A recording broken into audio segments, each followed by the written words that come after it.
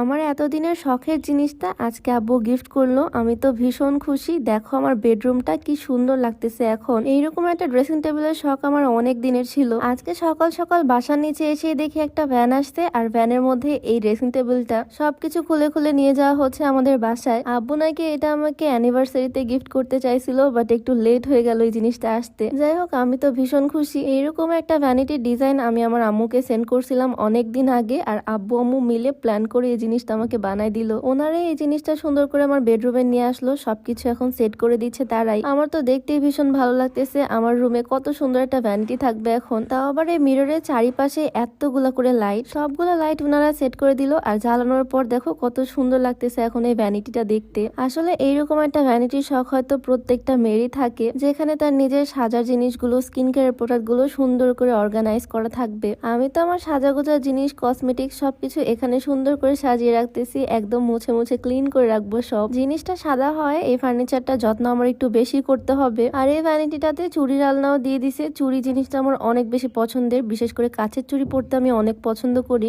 একদম 1-1.5 ঘন্টা লাগলো পুরাটা আমার গোছাতে। আমার খুবই খুশি লাগতেছে এই জিনিসটা পেয়ে। অনেকগুলো ড্রয়ার আছে এখানে, আমার সব জিনিস আমি এখানে সুন্দর করে সাজিয়ে রাখতে পারবো। আব্বুকে অনেক অনেক থ্যাংক ইউ এত সুন্দর একটা জিনিস গিফট করার জন্য। প্রায় 1-1.5 ঘন্টা ধরে এই ভ্যানিটিটা গোছালাম। এখন তো দেখতে অনেক বেশি সুন্দর লাগতেছে, কিন্তু এই ভ্যানিটি গোছাতে গিয়ে আমার বিছানার অবস্থা একদম 12টা বেজে গেছে। কি আর করার, গোছাতে যখন শুরু করছি সবকিছুই সুন্দর করে গোছাবো, বেডরুমটাকে সুন্দর করে সাজাবো। আমার খাটটাও কিন্তু একদমই নতুন, কয়েকদিন হলোই আনা হয়েছে। আগের থেকে দেখতে এখন আমার বেডরুমটাকে অনেক বেশি সুন্দর লাগতেছে। আসলে নিজের থাকার ঘরটা, বেডরুম সুন্দর থাকলে নিজের মনটা অনেক বেশি ভালো লাগে। বেডটাকেও সুন্দর করে ক্লিন করব, নতুন বেডশিট পারবো। জিও টেক্স বিডি থেকে আমি নতুন একটা কমফোর্টার সেট নিছি। এই শীতে আমার অনেকগুলো কমফোর্টার নেওয়া হয়েছে। এই কমফোর্টার ইউজ করার পর আমাদের বাসায় লেপ কম্বল কিছু ইউজ করা হয় না, বাসার সবাই আমরা কমফোর্টারই ইউজ করি। বিছানাটাকে সুন্দর করে পরিষ্কার করে আমি বেডশিটটা পারতেছি। এই বেডশিটটাও অনেক বেশি লং, মানে একদম বিশাল বড় সাইজের। এটার মাপ যদি বলি, এটা হচ্ছে 7.5 ফিট বাই 8 ফিট। বিশাল বড় এই কিং সাইজের বেডশিটটার সাথে বালিশের কভার, কোল বালিশের কভার, কমফোর্টার, মানে সবকিছু একটা সেট। কাপড়ের কোয়ালিটিও খুবই ভালো, জিওটেক্স বিডি থেকে নেওয়া। আর এই কালারটা আমার খুব ভালো লাগছে। তাদের পেজে যদিও আরো অনেক রকমের ডিজাইন কালার তোমরা পাবা, পেজটা আমি ক্যাপশনে মেনশন করে দিব।